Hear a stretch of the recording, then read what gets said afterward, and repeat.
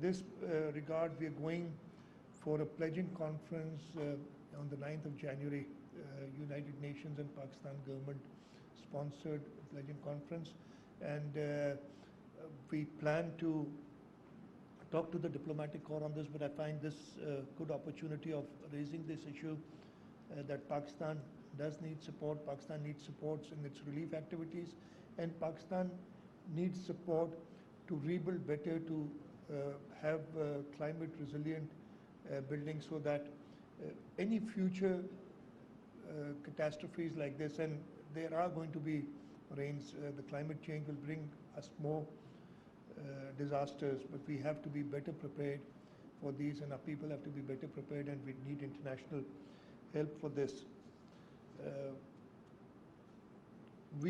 Experts are now studying the convergence of climate change and national security. As you know, climate change has ravaged our country during the recent floods. Bringing relief to people displaced by floods and made homeless has been a major challenge for our government.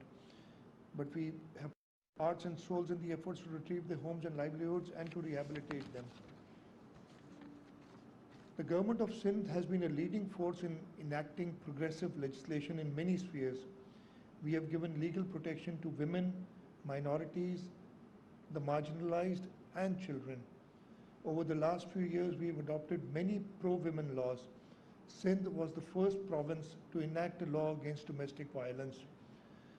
We have a law against child marriages, the only province, I believe, which has a law. I don't know if the other province.